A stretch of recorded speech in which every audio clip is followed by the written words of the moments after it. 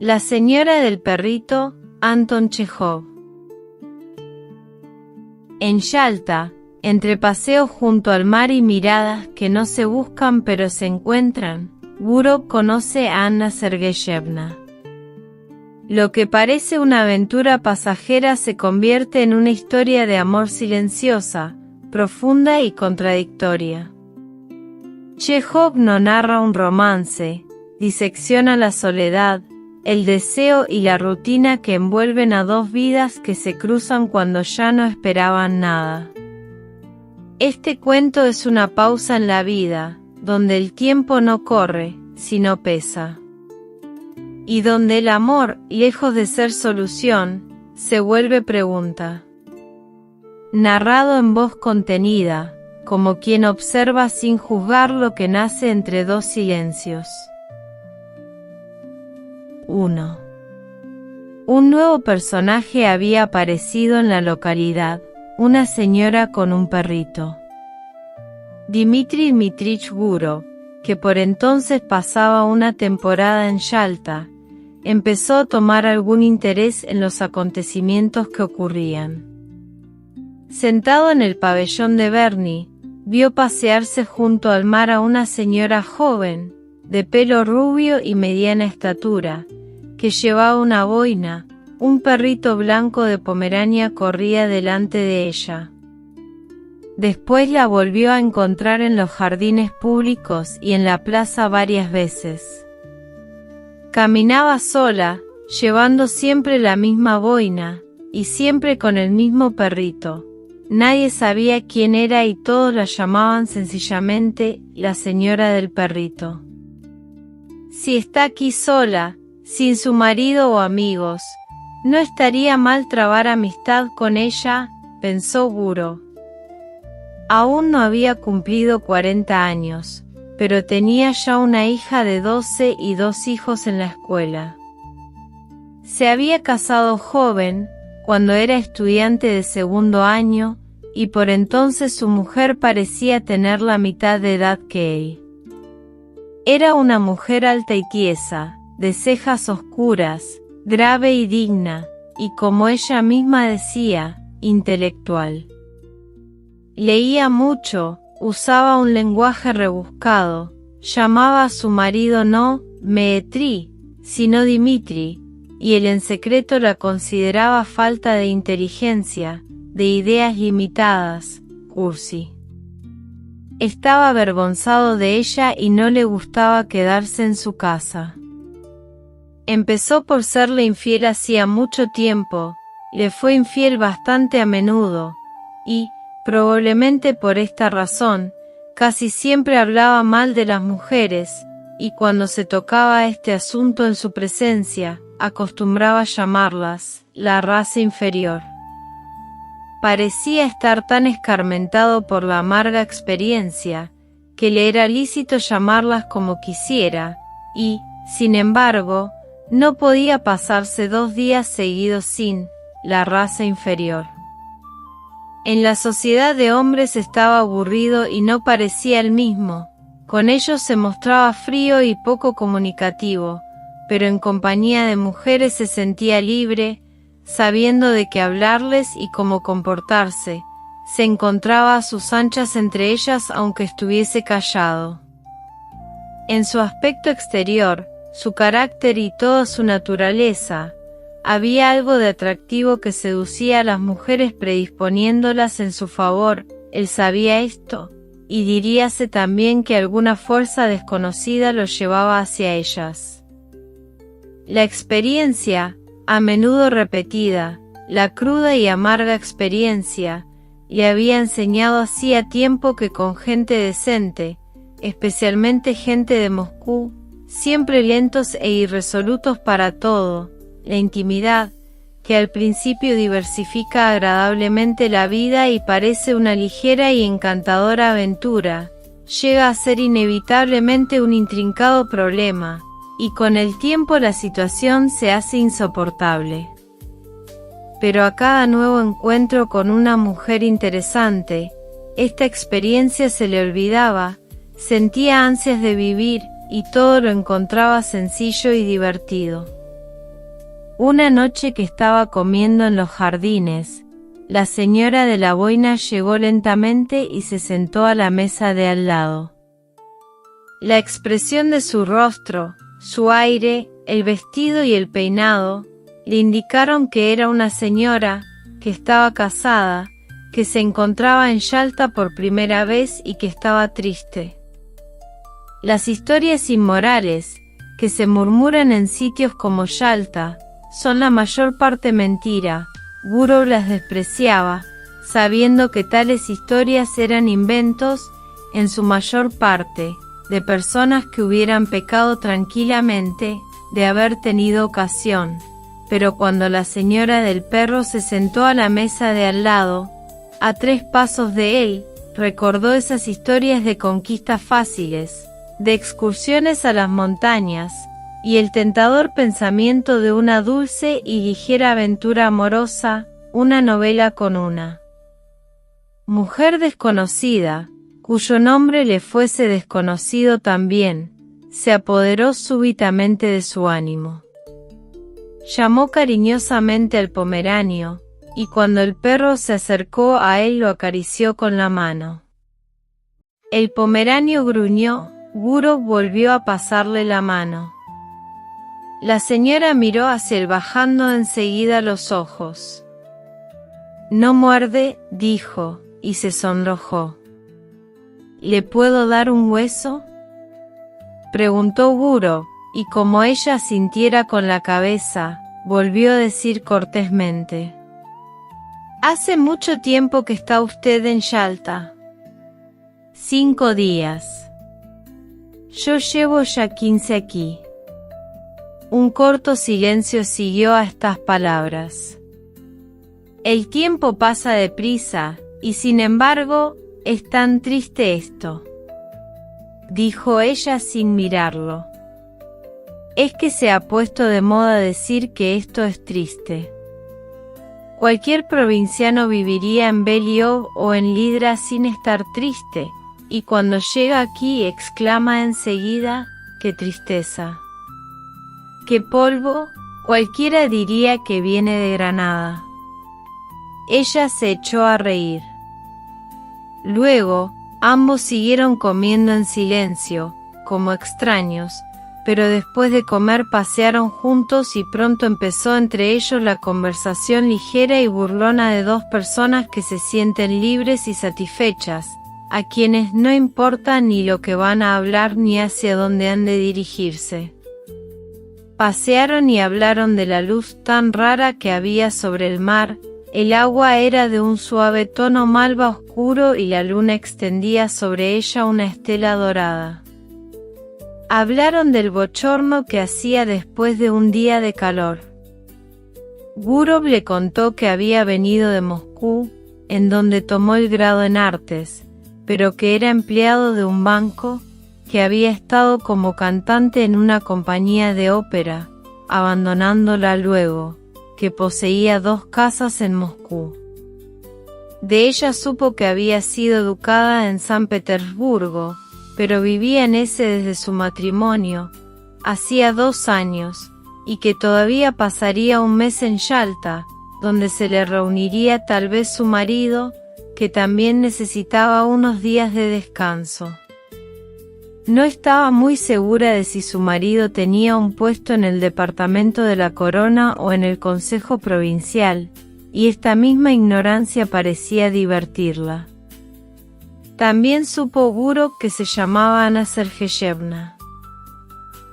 Más tarde, una vez en su cuarto, pensó en ella, pensó que volvería a encontrársela al día siguiente. Sí, necesariamente se encontrarían. Al acostarse recordó lo que ella le contara de sus sueños de colegio. Había estado en él hasta hacía poco, estudiando lecciones como una niña. Y Gurov pensó en su propia hija. Recordaba también su desconfianza, la timidez de su sonrisa y sus modales, su manera de hablar a un extraño. Debía ser esta la primera vez en su vida que se encontraba sola. Examinada con curiosidad e interés, la primera vez también que al dirigirse a ella creyó adivinar en las palabras de los demás secretas intenciones. Recordó su cuello esbelto y delicado, sus encantadores ojos grises. Algo hay de triste en esta mujer, pensó, y se quedó dormido. 2. Una semana había pasado desde que hicieron amistad. Era un día de fiesta. Dentro de las casas hacía bochorno, mientras que en la calle el viento formaba remolinos de polvo y tiraba el sombrero a los transeúntes. Era un día de sed, y Gurov entró varias veces en el pabellón y ofreció a Ana Sergeyevna jarabe y agua o un helado. Nadie sabía qué hacer. Por la tarde, cuando el viento se calmó un poco, salieron a ver venir el vapor. Había muchas personas paseando por el puerto, se habían reunido para recibir a alguien y llevaban ramos de flores. Se notaban allí dos peculiaridades de la gente elegante de Yalta. Las señoras mayores iban como muchachas y había muchos generales vestidos de uniforme. A causa de lo alborotado que estaba el mar, el vapor llegó muy tarde, después de la puesta del sol, y tardó mucho tiempo en atracar al muelle. Ana Sergeyevna miró a través de sus impertinentes al vapor y a los pasajeros como esperando encontrar algún conocido, y al volverse hacia Gurov sus ojos brillaban. Habló mucho y preguntaba cosas desacordes, olvidando al poco rato lo que había preguntado. Al hacer un movimiento con la mano dejó caer los impertinentes al suelo. La gente empezaba a dispersarse. Estaba demasiado oscuro para ver las caras de los que pasaban.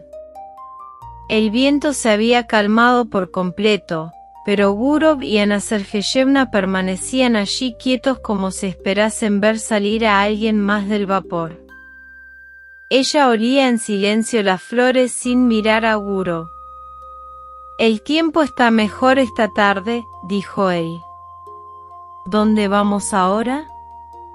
Ella no contestó.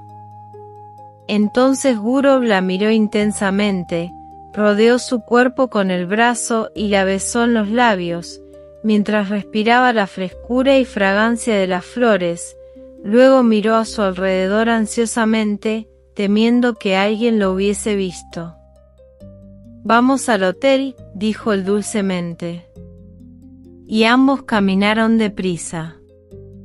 La habitación estaba cerrada y perfumada con la esencia que ella había comprado en el almacén japonés. Gurov miró hacia Ana Sergeyevna y pensó, cuán distintas personas encuentra uno en este mundo. Del pasado, conservaba recuerdos de mujeres ligeras, de buen fondo algunas, que lo amaban alegremente agradeciéndole la felicidad que él podía darles, por muy breve que fuese, de mujeres, como la suya, que amaban con frases superfluas, afectadas, histéricas, con una expresión que hacía sospechar que no era amor ni pasión, sino algo más significativo, y de dos o tres más, hermosas, frías, en cuyos rostros sorprendió más de una vez destellos de rapacidad, el deseo obstinado de sacar de la vida. Aún más de lo que ésta podía darles. Eran mujeres irreflexivas, dominantes, faltas de inteligencia y de edad ya madura. Cuando Gurov empezaba a mostrarse frío con ellas, esta misma hermosura excitaba su odio, figurándosele que los encajes con que adornaban su ropa eran para el escalas. Pero en el caso actual solo había la timidez de la juventud inexperta, un sentimiento parecido al miedo, y todo esto daba a la escena un aspecto de consternación, como si alguien hubiera llamado de repente a la puerta. La actitud de Ana Sergeyevna, la señora del perrito, en todo lo sucedido tenía algo de peculiar, de muy grave, como si hubiera sido su caída. Así parecía, y resultaba extraño, inapropiado. Su rostro languideció, y lentamente se le soltó el pelo. En esta actitud de abatimiento y meditación se asemejaba a un grabado antiguo, la mujer pecadora. Hice mal, dijo. Ahora usted será el primero en despreciarme. Sobre la mesa había una sandía. Gurov cortó una tajada y empezó a comérsela sin prisa. Durante cerca de media hora ambos guardaron silencio. Anna Sergeyevna estaba conmovedora. Había en ella la pureza de la mujer sencilla y buena que ha visto poco de la vida. La luz de la bujía iluminando su rostro mostraba, sin embargo, que se sentía desgraciada. ¿Cómo es posible que yo llegara a despreciarla?, preguntó Gurov. No sabe usted lo que dice. Dios me perdone, dijo ella, y sus ojos se llenaron de lágrimas. Es horrible, añadió.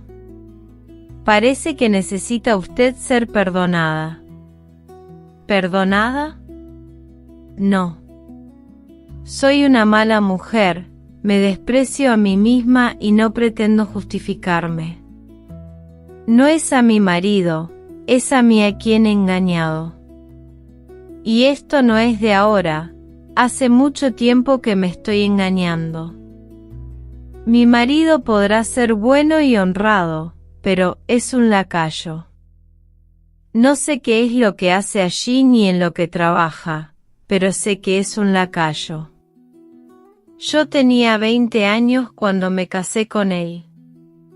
He vivido atormentada por un sentimiento de curiosidad, necesitaba algo mejor. Debe de haber otra clase de vida, me decía a mí misma. Sentía ansias de vivir. Vivir. Vivir. La curiosidad me abrazaba. Usted no me comprende, pero le juro a Dios que llegó un momento en que no pude contenerme, algo fuera de lo corriente debió ocurrirme. Le dije a mi marido que estaba mala y me vine aquí. Y aquí he estado vagando de un lado para otro como una loca, y ahora me veo convertida en una mujer vulgar, despreciable, a quien todos mirarán mal. Gurov se sintió aburrido casi al escucharla. Le irritaba el tono ingenuo con que hablaba y aquellos remordimientos tan inoportunos. A no ser por las lágrimas hubiera creído que estaba representado una comedia. No la entiendo a usted, dijo dulcemente. ¿Qué es lo que quiere? Ella ocultó su rostro en el pecho de él estrechándolo tiernamente. Créame, créame usted, se lo suplico. Amo la existencia pura y honrada, odio el pecado. Yo no sé lo que estoy haciendo. La gente suele decir, el demonio me ha tentado. Yo también pudiera decir que el espíritu del mal me ha engañado. Chis. Chis, murmuró Gurov. Después la miró fijamente, la besó, hablándole con dulzura y cariño, y poco a poco se fue tranquilizando, volviendo a estar alegre, y acabaron por reírse los dos. Cuando salieron afuera no había un alma a orillas del mar. La ciudad, con sus cipreses, tenía un aspecto mortuorio, y las olas se deshacían ruidosamente al llegar a la orilla. Cerca de ella se balanceaba una barca, dentro de la que parpadeaba soñolienta una linterna. Encontraron un coche y lo tomaron, fueron en dirección de Oreanda. Al pasar por el vestíbulo he visto su apellido escrito en la lista, Bondideritz, dijo Gurov. ¿Su marido de usted es alemán? No, creo que su abuelo sí lo era, pero él es ruso ortodoxo. En Oreanda se sentaron silenciosos en un sitio no lejos de la iglesia y mirando hacia el mar. Yalta apenas era visible a través de la bruma matinal, blancas nubes permanecían quietas en lo alto de las montañas. No se movía una hoja, en los árboles cantaban las cigarras, y solo llegaba a ellos desde abajo el cavernoso y monótono ruido de las olas hablando de paz, de ese sueño eterno que a todos nos espera. Del mismo modo debía oírse cuando ni Yalta ni Orianda existían, así se oye ahora, y se oirá con la misma monotonía cuando ya no vivamos. Y en esta constancia, en esta completa indiferencia para la vida y la muerte de cada uno de nosotros, ahí se oculta tal vez la garantía de nuestra eterna salvación, del movimiento incesante de la vida sobre el mundo, del progreso hacia la perfección. Sentado al lado de una mujer joven que en la luz del amanecer parecía tan encantadora, acariciada e idealizada por los mágicos alrededores, el mar, las montañas, las nubes, el cielo azul, Guro pensó lo hermoso que es todo en el mundo cuando se refleja en nuestro espíritu, todo, menos lo que pensamos o hacemos cuando olvidamos nuestra dignidad y los altos designios de nuestra existencia. Un hombre pasó cerca de ellos, un guarda, probablemente, los miró, y siguió adelante. Y este detalle les parecía misterioso y lleno de encanto también. Luego vieron un vapor que venía de Teodosia, cuyas luces brillaban confundidas con las del amanecer. «Hay gotas de rocío sobre la yerba», dijo Ana Sergeyevna después de un silencio. «Sí. Es hora de volver a casa». Y se volvieron a la ciudad. Desde entonces volvieron a verse todos los días a las 12, comían juntos, se paseaban, contemplaban el mar. Ella se quejaba de dormir mal, sentía palpitaciones en el corazón, le hacía las mismas preguntas, interrumpidas a veces por celos, otras por el miedo de que Guro no la respetara bastante. Y a menudo, en los jardines, a orillas del agua, cuando se encontraban solos, él la besaba apasionadamente. Aquella vida reposada, aquellos besos en pleno día mientras miraba alrededor por temor de ser visto, el calor, el olor del mar y el continuo ir y venir de gente desocupada, perfumada, bien vestida, hicieron de Guro otro hombre. Encontraba a Ana Sergeyevna hermosa, fascinadora, y así se lo repetía a ella. Se volvió impaciente y apasionado hasta el punto de no querer separarse de su lado, y ella, mientras tanto, seguía pensativa y continuamente le decía que no la respetaba bastante, que no la amaba lo más mínimo, y que seguramente pensaría de ella como de una mujer cualquiera. Todos los días a la caída de la tarde se iban en coche fuera de Yalta, a Orianda o a la cascada, y estos paseos eran siempre un triunfo para ellos. La escena les impresionaba invariablemente como algo magnífico y hermosísimo. Esperaban al marido, que debía venir pronto, pero un día llegó una carta en la que anunciaba que se encontraba mal y suplicaba a su esposa que volviera cuanto antes. Ana Sergeyevna se preparó, pues, a marcharse.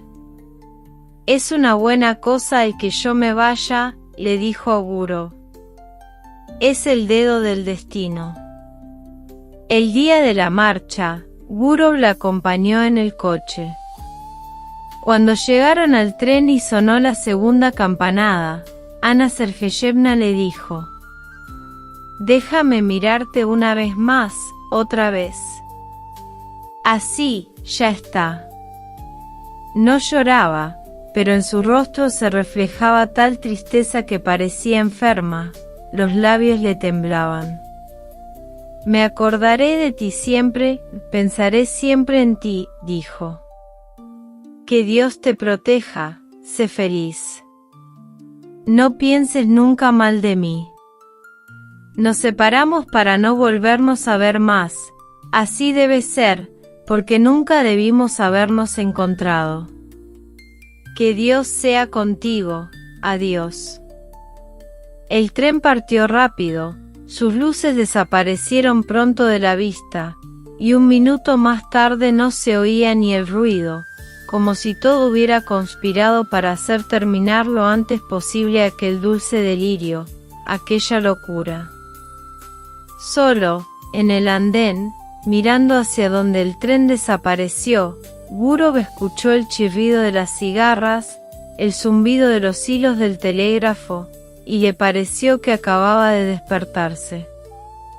Y meditó sobre este episodio de su vida que también tocaba a su fin, y del que solo el recuerdo quedaba. Se sintió conmovido, triste y con remordimientos. Aquella mujer, que nunca más volvería a encontrar, no fue feliz con él, porque aunque la trató con afecto y cariño, hubo siempre en sus maneras, en sus caricias, una ligera sombra de ironía, la grosera condescendencia de un hombre feliz que, además, le doblaba la edad. Ana Sergeyevna lo llamó siempre bueno, distinto de los demás, sublime a veces, constantemente se había mostrado a ella como no era en realidad, sin intención la había engañado. Un vago perfume de otoño se dejaba ya sentir en la atmósfera, hacía una tarde fría y triste.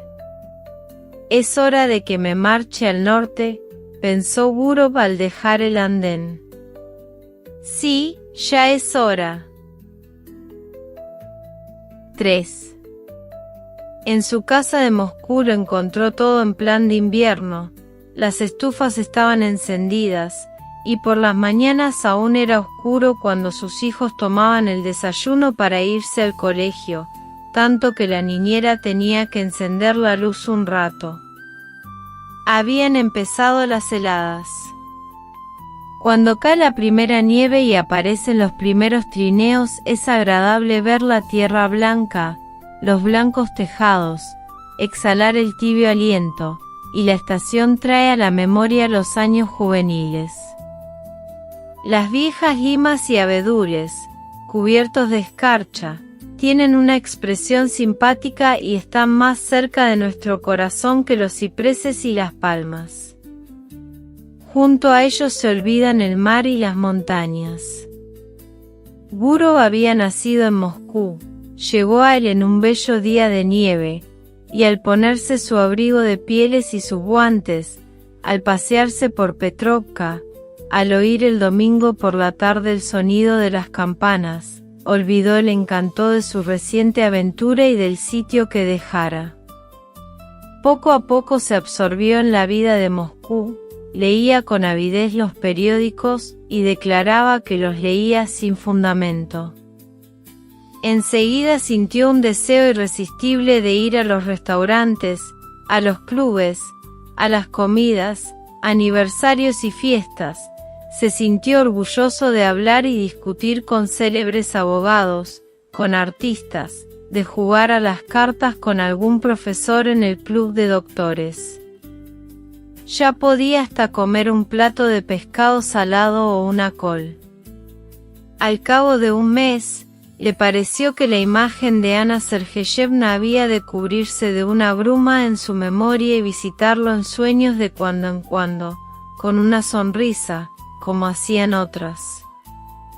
Pero pasó más de un mes, llegó el verdadero invierno, y recordaba todo aquello tan claramente como si se hubiera separado de Ana Sergeyevna el día antes. Estos recuerdos, lejos de morir, se avivaron con el tiempo. En la tranquilidad de la tarde, al oír las palabras de los niños estudiando en alta voz, el sonido del piano en un restaurante, o el ruido de tormenta que llegaba por la chimenea, volvía de repente todo a su memoria, lo ocurrido en el muelle la mañana de niebla junto a las montañas, el vapor que volvía de Teodosia y los besos. Gurov se levantaba entonces y paseaba por su habitación recordando y sonriendo. Luego, sus recuerdos se convertían en ilusiones, y en su fantasía el pasado se mezclaba con el porvenir. Ana Sergeyevna no lo visitaba ya en sueños, lo seguía por todas partes como una sombra, como un fantasma. Al cerrar los ojos la veía como si estuviese viva delante de él, y Gurov la encontraba más encantadora, más joven, más tierna de lo que en realidad era, imaginándosela aún más hermosa de lo que estaba en Yalta.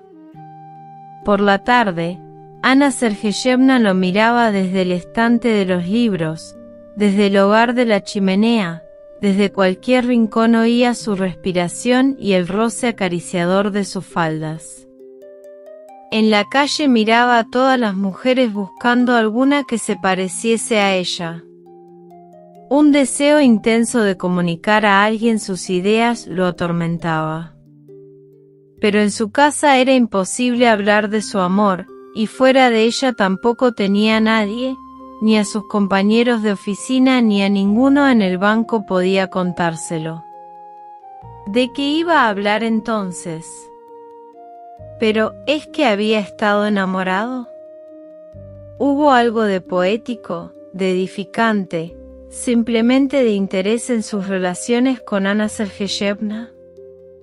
Y todo se le volvía a hablar vagamente de amor, de mujer, y nadie sospechaba nada, solo su esposa fruncía el entrecejo y decía: «¿No te va el papel de conquistador, Dimitri?» Una tarde, al volver del club de doctores con un oficial, con el que había estado jugando a las cartas, no se pudo contener y le dijo: «Si supieras la mujer tan fascinadora que conocí en Yalta». El oficial entró en su trineo, y se iba ya, pero se volvió de pronto exclamando: «Dimitri Mitrich». «¿Qué?» «Tenías razón esta tarde, el esturión era demasiado fuerte».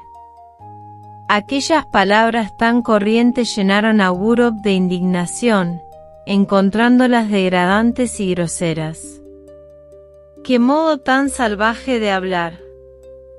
¡Qué noches más estúpidas! ¡Qué días más faltos de interés!». El afán de las cartas, la glotonería, la bebida, el continuo charlar siempre sobre lo mismo. Todas estas cosas absorben la mayor parte del tiempo de muchas personas, la mejor parte de sus fuerzas, y al final de todo eso, ¿qué queda? Una vida servil, acortada, trivial, indigna, de la que no hay medio de salir, como si se estuviera encerrado en un manicomio o una prisión. Gurov no durmió en toda la noche, tan lleno de indignación estaba. Al día siguiente se levantó con dolor de cabeza. Y a la otra noche volvió a dormir mal, se sentó en la cama, pensando, luego se levantó y empezó a pasearse por la habitación.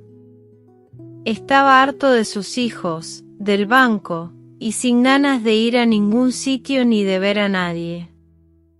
En las vacaciones de diciembre se preparó para un viaje, le dijo a su mujer que iba a San Petersburgo a un asunto de un amigo y se marchó a ese, ¿para qué? Ni él mismo lo sabía. Sentía necesidad de ver a Ana Sergeyevna y de hablarle, a ser posible, arreglar una entrevista con ella. Llegó a ese por la mañana y tomó el mejor cuarto del hotel, un cuarto con una alfombra gris en el suelo, y un tintero gris de polvo sobre la mesa, adornado con una figura a caballo que tenía el sombrero en la mano. El portero del hotel le informó necesariamente: Bondideritz vivía en una casa de su propiedad en la calle antigua de Gontcharny, no estaba lejos del hotel. Era rico y vivía a lo grande, tenía caballos propios, todo el mundo lo conocía en la ciudad. El portero pronunciaba Dridiritz. Gurov se encaminó sin prisa a la calle de Goncharny y encontró la casa. Enfrente de ella se extendía una larga valla gris adornada con clavos.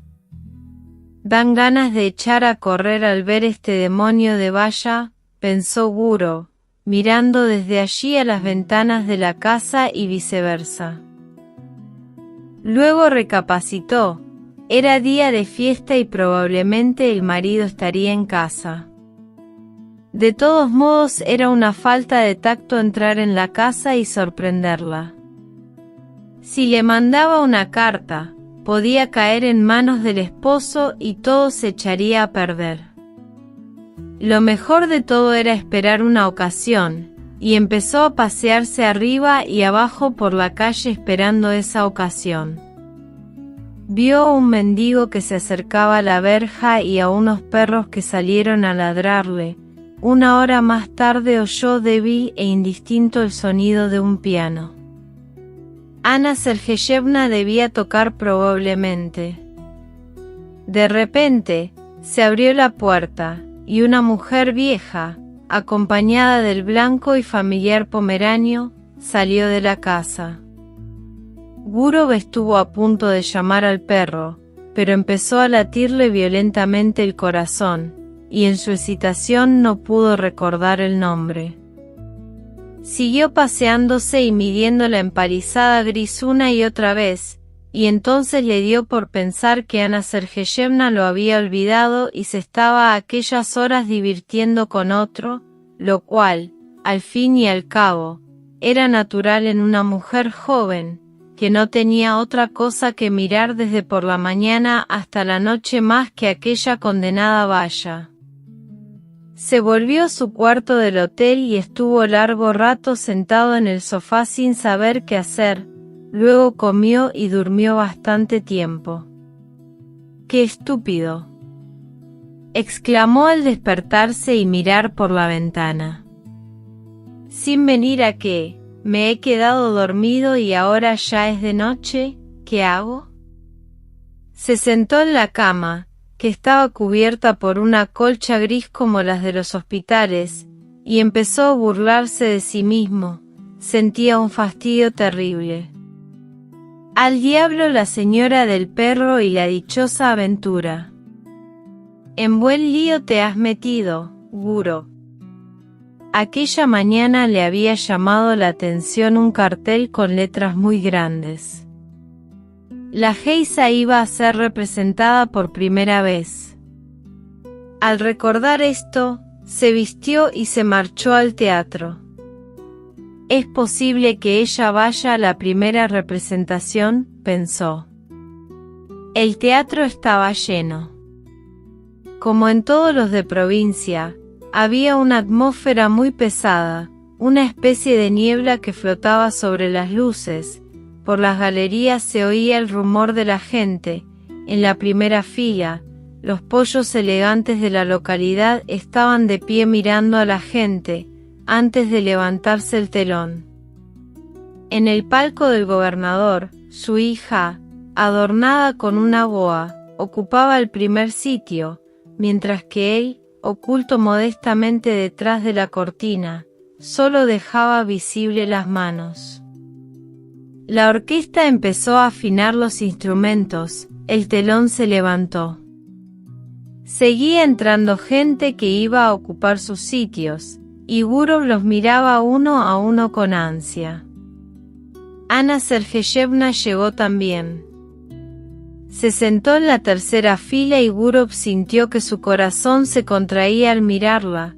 Comprendió entonces claramente que para él no había en todo el mundo ninguna criatura tan querida como aquella mujercita sin atractivos de ninguna clase, perdida en la sociedad de provincia, con sus vulgares impertinentes, llenaba toda su vida, era su pena y su alegría, la única felicidad que ambicionaba, y al oír la música de la orquesta y el sonido de los pobres violines provincianos, pensó cuán encantadora era.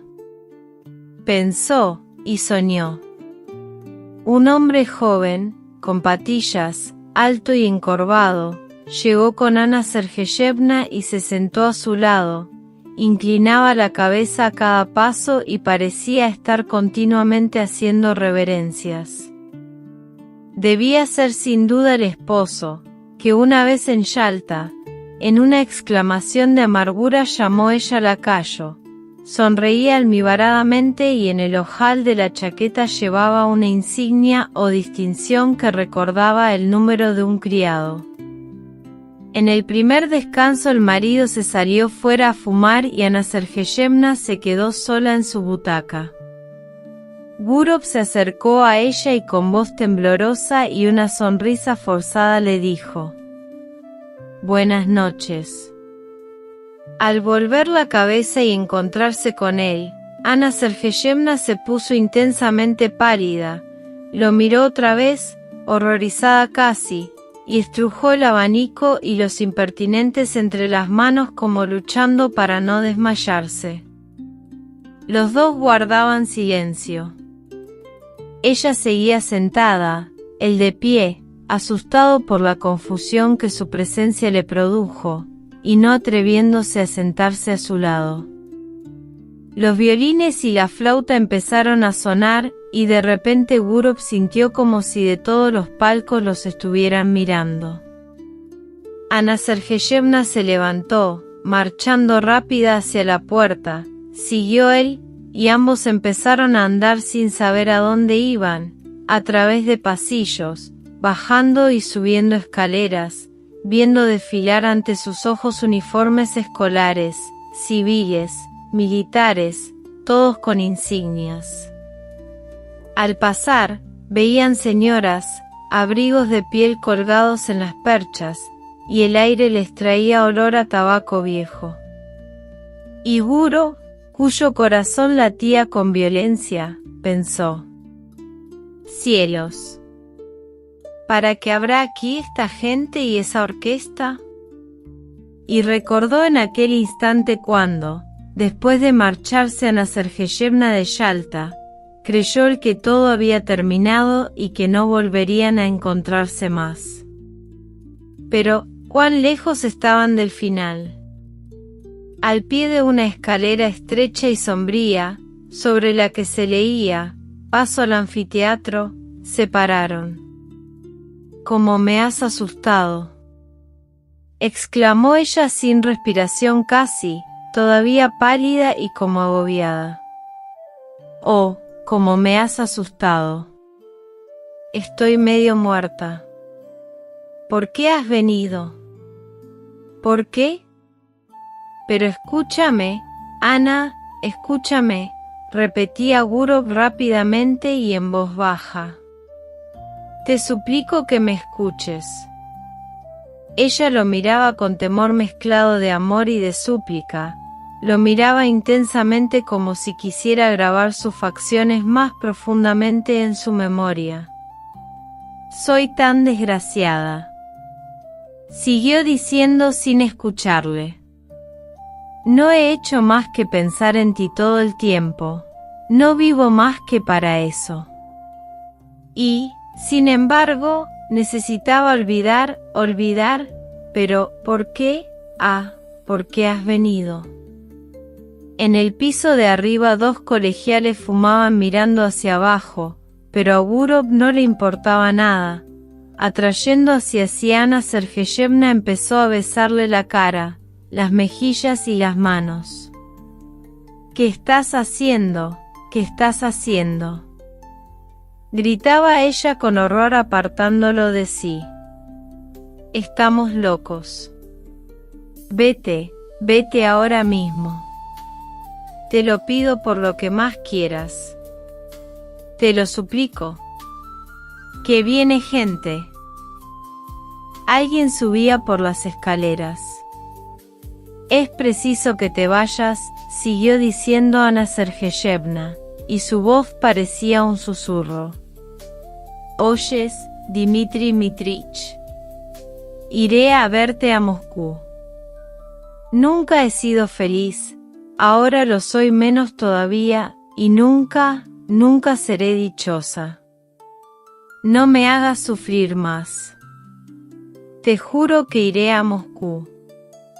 Pero ahora separémonos, mi amado Gurov, no hay más remedio.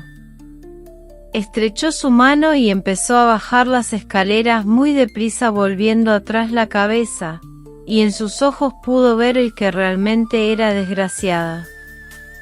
Gurov esperó un poco más, escuchó hasta que dejó de oírse el rumor de sus pasos, y entonces fue a buscar su abrigo. Se marchó del teatro.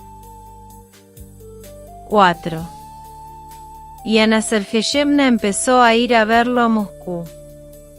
Cada 2 o 3 meses abandonaba ese diciendo a su esposo que iba a consultar a un doctor acerca de un mal interno que sentía. Y el marido le creía y no le creía.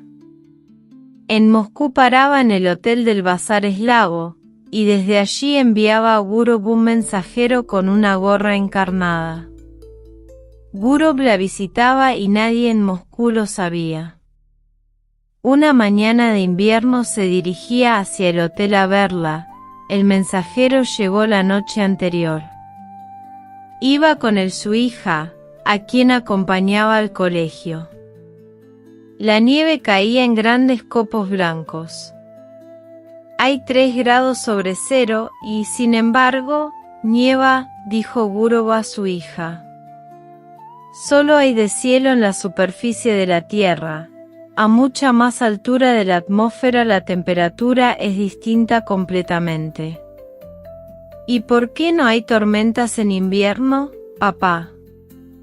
Y le explicó esto también. Hablaba pensando que iba a verla ella, que nadie lo sabía y probablemente no se enterarían nunca. Tenía 2 vidas, una franca, abierta, vista y conocida de todo el que quisiera, llena de franqueza relativa y relativa falsedad, una vida igual a la que llevaban sus amigos y conocidos, y otra que se deslizaba en secreto. Y a través de circunstancias extrañas, quizá accidentales, resultaba que cuanto había en él de verdadero valor, de sinceridad, todo lo que formaba el fondo de su corazón estaba oculto a los ojos de los demás. En cambio, cuanto había en él de falso, el estuche en que solía esconderse para ocultar la verdad, como, por ejemplo, su trabajo en el banco, sus discusiones en el club, aquello de la raza inferior, su asistencia acompañado de su mujer a aniversarios y fiestas, todo eso lo hacía delante de todo el mundo. Desde entonces juzgó a los otros por sí mismo, no creyendo en lo que veía y pensando siempre que cada hombre vive su verdadera vida en secreto, bajo el manto de la noche. La personalidad queda siempre ignorada, oculta, y tal vez por esta razón el hombre civilizado tiene siempre interés en que sea respetada. Después de dejar a su hija en el colegio, Gurov se dirigió al Bazar Eslavo. Se quitó abajo el abrigo de pieles, subió las escaleras y llamó a la puerta. Anna Sergeyevna, vestida con su traje gris favorito, exhausta por el viaje y la espera, lo aguardaba desde la noche anterior. Estaba pálida, lo miró sin sonreír, y apenas había entrado se arrojó en sus brazos. Fue su beso lento, prolongado, como si hiciera años que no se veían. «¿Y bien, qué tal lo vas pasando allí?», preguntó Gurov. «¿Qué noticias traes?». «Espera, ahora te contaré, no puedo hablar». Y no podía, estaba llorando. Se volvió de espaldas a él llevándose el pañuelo a los ojos. «La dejaremos llorar». «Me sentaré y esperaré», pensó Dmitri, y se sentó en una butaca. Mientras tanto, llamó al timbre y pidió que le trajeran té. Anna Sergeyevna seguía de espaldas a él mirando por la ventana. Lloraba de emoción, Al darse cuenta de lo triste y dura que era la vida para ambos, solo podían verse en secreto, ocultándose de todo el mundo, como ladrones. Sus vidas estaban destrozadas. «Ven, cállate», dijo Guro. Para él era evidente que aquel amor tardaría mucho en acabarse, que no podía encontrarle fin. Ana Sergeyevna cada vez lo quería más. Lo adoraba y no había que pensar en decirle que aquello se acabaría alguna vez. Por otra parte, no lo hubiera creído. Se levantó a consolarla con alguna palabra de cariño, apoyó las manos en sus hombros y en aquel momento se vio en el espejo. Empezaba a blanquearle la cabeza. Y le pareció raro haber envejecido tan rápida y tontamente durante los últimos años. Aquellos hombros sobre los que reposaban sus manos eran jóvenes, llenos de vida y calor, temblaban. Sintió compasión por aquella vida todavía tan joven, tan encantadora, pero probablemente no lejos de marchitarse como la suya. ¿Por qué lo amaba ella tanto? Siempre había parecido a las mujeres distinto de cómo era en realidad. Amaban, no a él mismo, sino al hombre que se habían forjado en su imaginación, a aquel a quien con ansia buscaran toda la vida, y después, al notar su engaño, lo seguían amando lo mismo. Sin embargo, ninguna fue feliz con él. El tiempo pasó, hizo amistad con ellas, vivió con algunas, se separó luego, pero nunca había amado, sería lo que quisiera, pero no era amor. Y aquí que ahora, cuando su cabeza empezaba a blanquear, se había realmente enamorado por primera vez en su vida. Ana Sergeyevna y él se amaban como algo muy próximo y querido, como marido y mujer, como tiernos amigos. Habían nacido el uno para el otro y no comprendían por qué ella tenía un esposo y él una esposa. Eran como dos aves de paso obligadas a vivir en jaulas diferentes. Olvidaron el uno y el otro cuanto tenían por qué avergonzarse en el pasado, olvidaron el presente, y sintieron que aquel amor los había cambiado. Otras veces, en momentos de depresión moral, Gurov se había reconfortado a sí mismo con razonamientos de alguna clase, pero ahora no le preocupaban estas cosas, sentía profunda compasión, necesidad de ser sincero y tierno. «No llores, querida», le dijo. «Ya has llorado bastante, vamos. Ven y hablaremos un poco, arreglaremos algún plan». Entonces discutieron sobre la necesidad de evitar tanto secreto, el tener que vivir en ciudades diferentes y verse tan de tarde en tarde. ¿Cómo librarse de aquel intolerable cautiverio? ¿Cómo? Se preguntaba Guro con la cabeza entre las manos. ¿Cómo? Y parecía como si dentro de pocos momentos todo fuera a solucionarse y una nueva y espléndida vida empezara para ellos, y ambos veían claramente que aún les quedaba un camino largo que recorrer, y que la parte más complicada y difícil no había hecho más que empezar. Fin.